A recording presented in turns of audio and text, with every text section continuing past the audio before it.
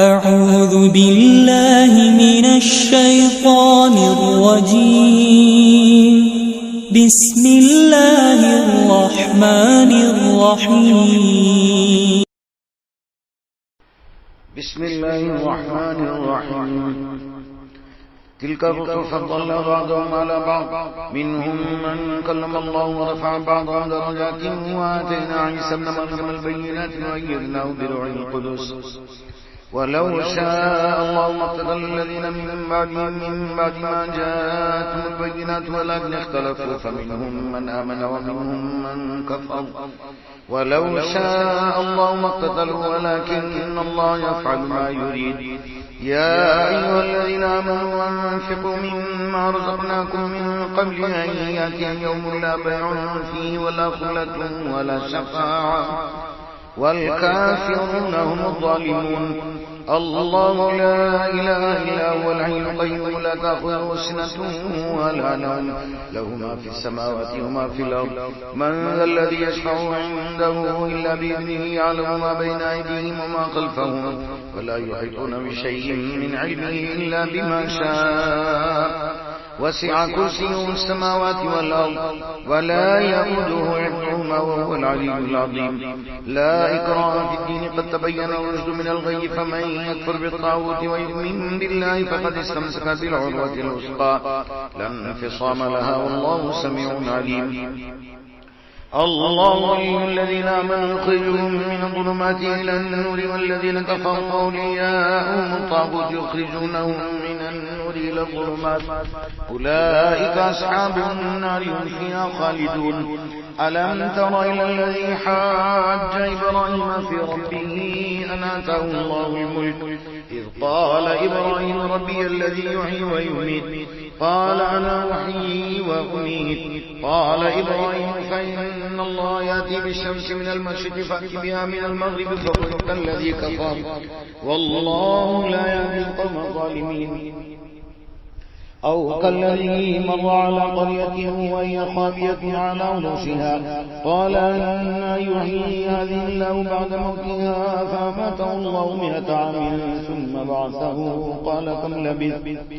قال لبثت يوما أو بعض يوم. قال بل لبثت 100 عام فانظر إلى طعامك وشرابك لم يتسنى،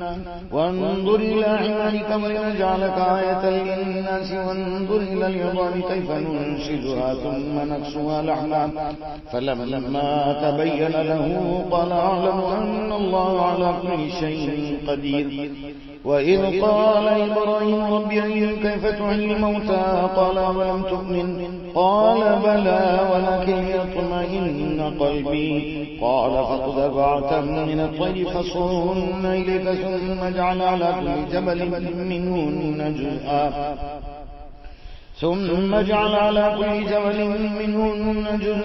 ثم ادعوهن يأتينك سعيا،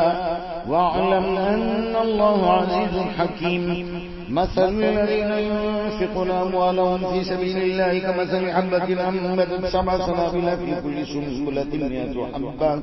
والله يضاعف لمن يشاء والله واسع عليم. الذين ينفقون أموالهم في سبيل الله ثم لا يتبعون ما أنفقوا منا ولا أذى لهم أجرهم عند ربهم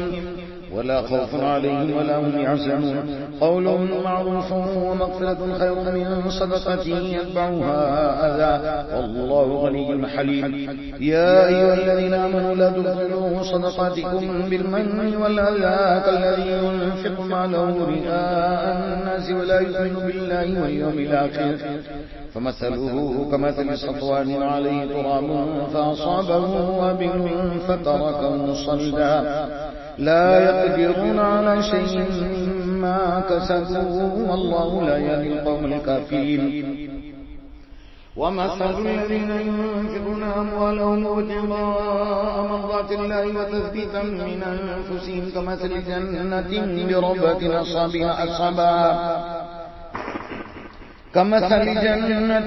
بربوة أصابها وابل فآتت أكلها ضعفين، فإن لم يصبها وابل فطل والله بما تعملون بصير أيود أحدكم أن تكون له جنة من نخيل وأعناب تجري من تحتها الأنهار له فيها من كل الثمرات وأصابه الكبر وله ذرية ضعفاء فأصابها إعصار فيه نار فاحترقت كذلك يبين الله لكم الآيات لعلكم تتفكرون يا أيها الذين آمنوا أنفقوا من طيبات ما كسبتم ومما أخرجنا لكم من الأرض ولا تيمموا الخبيث منه تنفقون ولستم بآخذه إلا أن تقبلوا فيه واعلموا أن الله غني حميد الشيطان يعدكم الفقر ويأمركم بالفحشاء والله يعدكم مغفرة منه وفضلا والله واسع عليم يؤتي الحكمة من يشاء ومن يؤت الحكمة فقد أوتي خيرا كثيرا وما يذكر إلا أولو الألباب وما أنفقتم من نفقة أو نذرتم من نذر فإن الله يعلمه وما للظالمين من أنصار إن تبدوا الصدقات فنعما هي وإن تخفوها وتؤتوها الفقراء فهو خير لكم ويكفر عنكم من سيئاتكم والله بما تعملون خبير ليس عليك هداهم ولكن الله يهدي من يشاء وما تنفقوا من خير فلأنفسكم وما تنفقون إلا ابتغاء وجه الله وما تنفقوا من خير يوفى إليكم وأنتم لا تظلمون للفقراء الذين وصلوا في سبيل الله لا يستطيعون ضربا في الأرض يحسبهم الجاهل أغنياء من التعفف تعرفهم بسيماهم لا يسألون الناس إلحافا وما تنفقوا من خير فإن الله به عليم الذين ينفقون أموالهم بالليل والنهار سرا وعلانية فلهم أجرهم عند ربهم ولا خوف عليهم ولا هم يحزنون الذين يأكلون الربا لا يقومون إلا كما يقوم الذي يتخبطه الشيطان من المس ذلك بأنهم قالوا إنما البيع مثل الربا وأحل الله البيع وحرم الربا فمن جاءه موعظة من ربه فانتهى فله ما سلف وأمره إلى الله ومن عاد فأولئك أصحاب النار هم فيها خالدون يمحق الله الربا بالصدقات والله لا يحب كل كفار أثيم إن الذين آمنوا وعملوا الصالحات وأقاموا الصلاة وآتوا الزكاة لهم أجرهم عند ربهم ولا خوف عليهم ولا هم يحزنون يا أيها الذين آمنوا اتقوا الله وذروا ما بقي من الربا إن كنتم مؤمنين فإن لم تفعلوا فأذنوا بحرب من الله ورسوله وإن تبتم فلكم رؤوس أموالكم لا تظلمون ولا تظلمون وإن كان ذو عسرة فنظرة إلى ميسرة وأن تصدقوا خير لكم إن كنتم تعلمون واتقوا يوما ترجعون فيه إلى الله ثم توفى كل نفس ما كسبت وهم لا يظلمون يا أيها الذين آمنوا إذا تداينتم بدين إلى أجل مسمى فاكتبوه وليكتب بينكم كاتب بالعدل ولا يأبى كاتب أن يكتب كما علمه الله فليكتب وليملل الذي عليه الحق وليتق الله ربه ولا يبخس منه شيئا فإن كان الذي عليه الحق سفيها أو ضعيفا أو لا يستطيع أن يمله فليملل وليه بالعدل واستشهدوا شهيدين من رجالكم فإن لم يكونا رجلين فرجل وامرأتان ممن ترضون من الشهداء ممن ترضون من الشهداء أن تضل عندهم فتذكر عندهم الأخرى ولا يأبى الشهداء إذا ما دعوا ولا تسموا أن تكتبوا صغيرا وكبيرا إلى أجل ذلكم أقسط عند الله وأقوم بالشهادة وأدنى ألا ترقبوا إلا أن تكون تجارة حاضرة تديرونها بينكم فليس عليكم جناح ألا تكتبوها وأشهدوا إذا تبايعتم ولا يضار كاتب ولا شهيد وإن تفعلوا فإنه فسوق بكم واتقوا الله ويعلمكم الله والله بكل شيء عليم وإن كنتم على سفر ولم تجدوا كاتبا فرهان مقبوضا فإن من بعضكم بعضا فليؤدي الذي اؤتمن أمانته وليتق الله ربه ولا تكتموا الشهادة ومن يكتمها فإنه آثم قلبه والله بما تعملون عليم لله ما في السماوات وما في الأرض وإن تبدوا ما في أنفسكم وتخفوه يحاسبكم به الله فيغفر لمن يشاء ويعذب من يشاء والله على كل شيء قدير آمن الرسول بما أنزل إليه من ربه والمؤمنون كل آمن بالله وملائكته وكتبه ورسله لا نفرق بين أحد من رسله وقالوا سمعنا وأطعنا غفرانك ربنا وإليك المصير لا يكلف الله نفسا إلا وسعها لها ما كسبت وعليها ما اكتسبت ربنا لا تؤاخذنا إن نسينا أو أخطأنا ربنا ولا تحمل علينا إصرا كما عملته على الذين من قبلنا ربنا ولا تحملنا ما لا طاقة لنا به واعف عنا واغفر لنا وارحمنا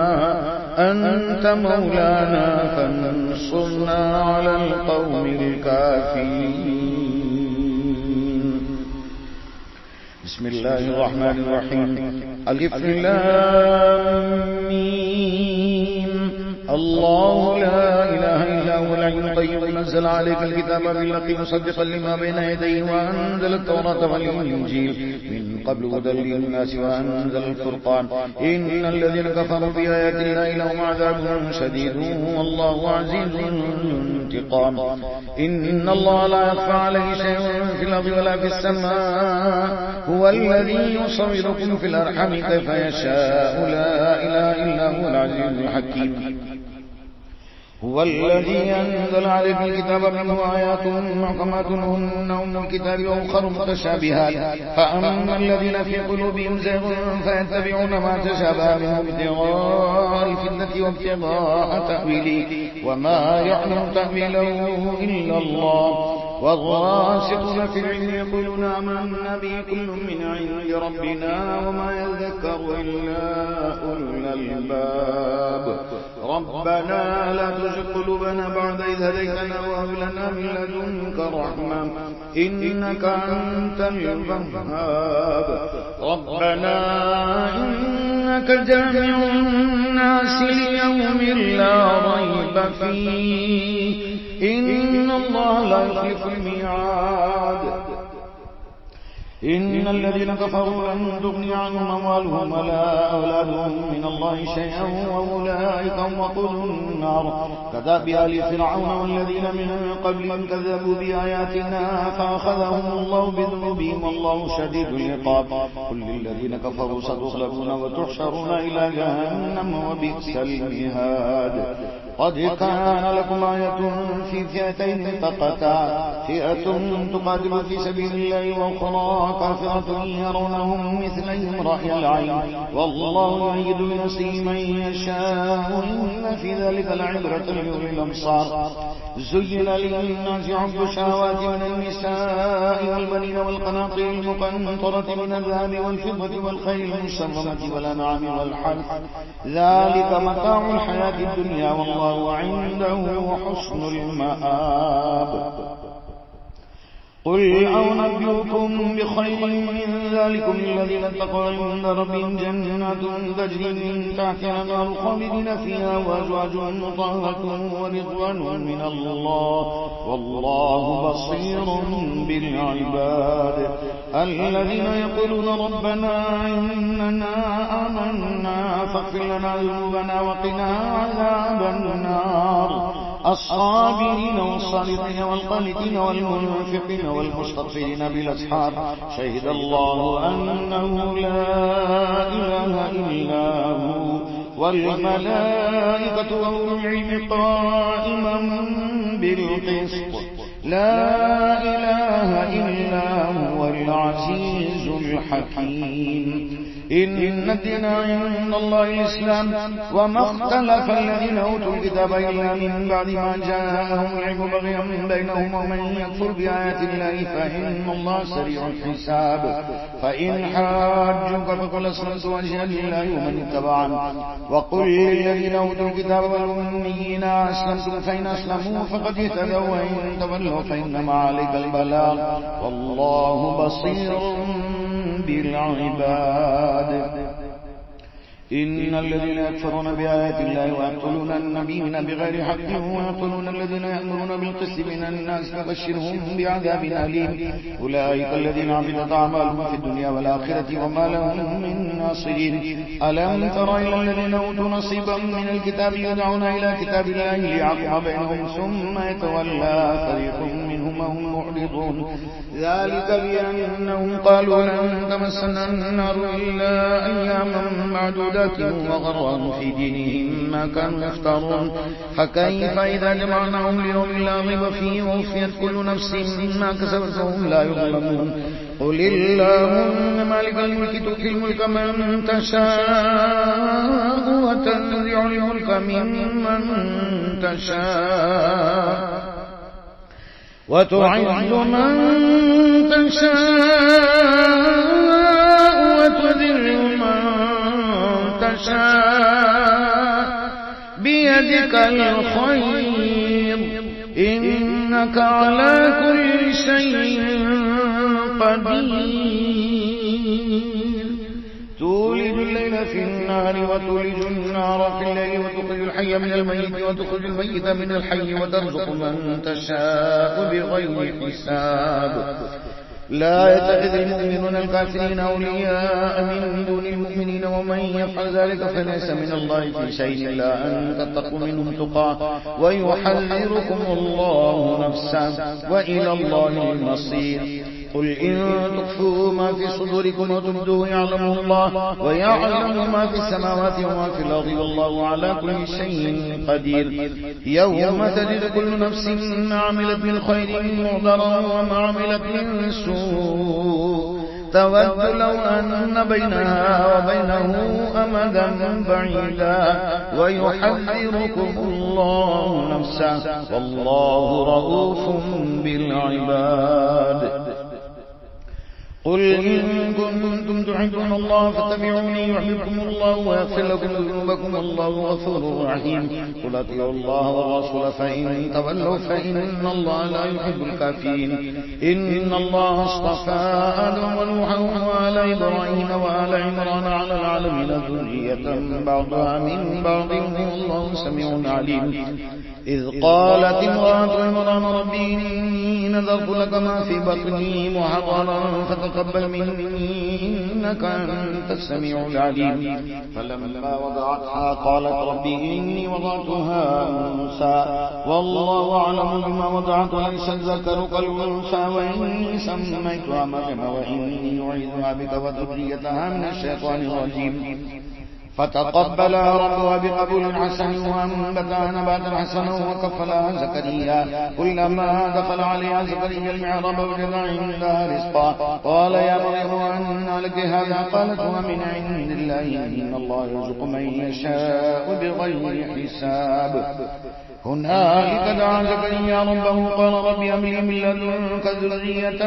طيبة إنك سميع الدعاء فنادته الملائكة وهو قائم يصلي في المعراب أن الله يبشرك بيحيى مصدقا بكلمة من الله وسيدا وحصورا ونبيا من الصالحين. قال ربي أنى يكون لي غلام وقد بلغني الكبر وامرأتي عاقر. قال كذلك الله يفعل ما يشاء. قال رب اجعل لي آية. قال آيتك ألا تكلم الناس 3 أيام إلا رمزا واذكر ربك كثيرا وسبح بالعشي والإبكار. وإذ قالت الملائكة يا مريم إن الله اصطفاك وطهرك واصطفاك على نساء العالمين. يا مريم اقنتي لربك واسجدي واركعي مع الراكعين. ذلك من أنباء الغيب نوحيه إليك وما كنت لديهم إذ يلقون أقلامهم أيهم يكفل مريم وما كنت لديهم إذ يختصمون. إذ قالت الملائكة يا مريم إن الله يبشرك بكلمة منه اسمه المسيح عيسى ابن مريم وجيها في الدنيا والآخرة ومن المقربين ويكلم الناس في المهد وكهلا ومن الصالحين. قالت ربي أنى يكون لي ولد ولم يمسسني بشر. قال كذلك الله يخلق ما يشاء إذا قضى أمرا فإنما يقول له كن فيكون. ويعلمه الكتاب والحكمة والتوراة والإنجيل ورسولا إلى بني إسرائيل أني قد جئتكم بآية من ربكم أني أخلق لكم من الطين كهيئة الطير فأنفخ فيه فيكون طيرا بإذن الله وأبرئ الأكمه والأبرص وأحيي الموتى بإذن الله وأنبئكم بما تأكلون وما تدخرون في بيوتكم إن في ذلك لآية لكم إن كنتم مؤمنين. ومصدقا لما بين يدي من التوراة وليحل لكم بعض الذي حرم عليكم وجئتكم بآية من ربكم فاتقوا الله وأطيعون إن الله ربي وربكم فاعبدوه هذا صراط مستقيم. فلما أحس عيسى منهم الكفر قال من أنصاري إلى الله. قال الحواريون نحن أنصار الله آمنا بالله واشهد بأننا مسلمون. ربنا آمنا بما أنزلت واتبعنا الرسول فاكتبنا مع الشاهدين. ومكروا ومكر الله والله خير الماكرين. إذ قال الله يا عيسى إني متوفيك ورافعك إلي ومطهرك من الذين كفروا وجاعل الذين اتبعوك فوق الذين كفروا إلى يوم القيامة ثم إلي مرجعكم فأحكم بينكم فيما كنتم فيه تختلفون. فأما الذين كفروا فأعذبهم عذابا شديدا في الدنيا والآخرة وما لهم من ناصرين. وأما الذين آمنوا وعملوا الصالحات فيوفيهم أجورهم والله لا يحب الظالمين. ذلك نتلوه عليك من الآيات والذكر الحكيم. إن مثل عيسى عند الله كمثل آدم خلقه من تراب ثم قال له كن فيكون. الحق من ربك فلا تكن من الممترين. فمن حاجك فيه من بعد ما جاءك من العلم فقل تعالوا ندعو أبناءنا وأبناءكم ونساءكم وأنفسنا وأنفسكم ثم نبتهل فنجعل لعنة الله على الكاذبين. إن هذا لهو القصص الحق وما من إله إلا الله وإن الله لهو العزيز الحكيم. فإن تولوا فإن الله عليم بالمفسدين. قل يا أهل الكتاب تعالوا إلى كلمة سواء بيننا وبينكم ألا نعبد إلا الله ولا نشرك به شيئا ولا يتخذ بعضنا بعضا أربابا من دون الله. فإن تولوا فقولوا اشهدوا بأننا مسلمون. يا أهل الكتاب لم تحاجون في إبراهيم وما أنزلت التوراة والإنجيل إلا من بعده فلا تعقلون. ها أنتم هؤلاء حدثتم فيما لكم به علم فلم تحاجون فيما ليس لكم به علم والله يعلم وأنتم لا تعلمون. ما كان إبراهيم يهوديا ولا نصرانيا ولكن كان عنيفا مسلما وما كان من المشركين. إن أولى الناس بإبراهيم الذين اتبعوه وهذا النبي والذين آمنوا والله ولي المؤمنين. ودت طائفة من أهل الكتاب لو يضلونكم وما يضلون إلا أنفسهم وما يشعرون يا أهل الكتاب لم تكفرون بآيات الله وأنتم تشهدون يا أهل الكتاب لم تلبسون الحق بالباطل وتكتمون الحق وأنتم تعلمون وقالت طائفة من أهل الكتاب آمنوا بالذي أنزل على الذين آمنوا وجه النهار واكفروا آخره لعلهم يرجعون ولا تؤمنوا إلا لمن تبع دينكم قل إن الهدى هدى الله أن يؤتى أحد مثل ما أوتيتم أو يحاجوكم عند ربكم قل إن الفضل بيد الله يؤتيه من يشاء والله واسع عليم يختص برحمته من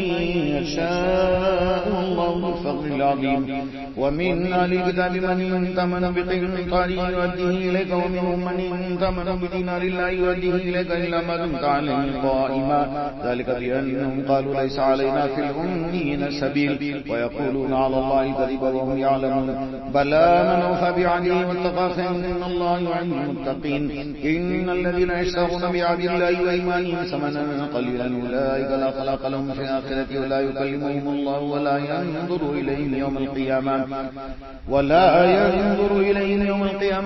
يزكيهم ولهم عذاب أليم وإن منهم لفريقا يلون ألسنتهم بالكتاب لتحسبوه من الكتاب وما هو من الكتاب ويقولون هو من عند الله وما هو من عند الله ويقولون على الله الكذب وهم يعلمون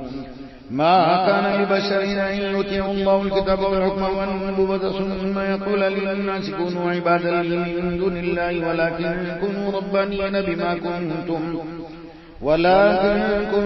ربانيين بما كنتم تعلمون الكتاب وبما كنتم تدرسون ولا يأمركم أن تتخذوا الملائكة والنبيين أربابا أيأمركم بالكفر بعد إذا أنتم مسلمون وإذا خذ الله ميثاق النبيين لما آتيتكم من كتاب وحكمة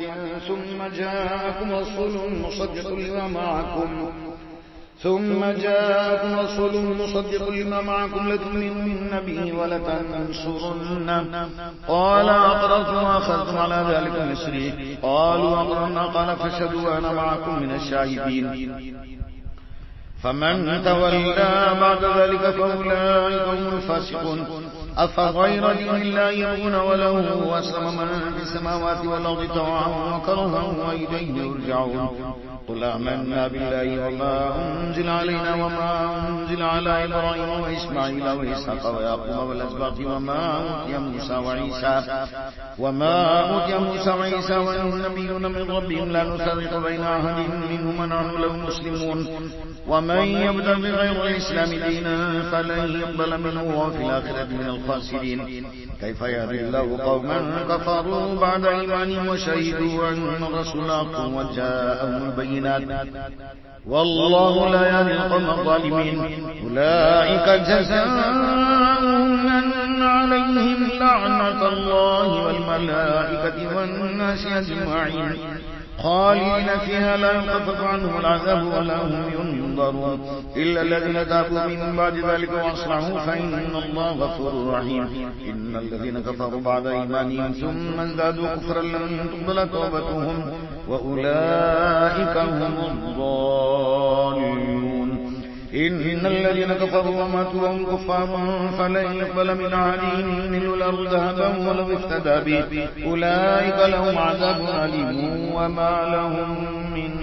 ناصرين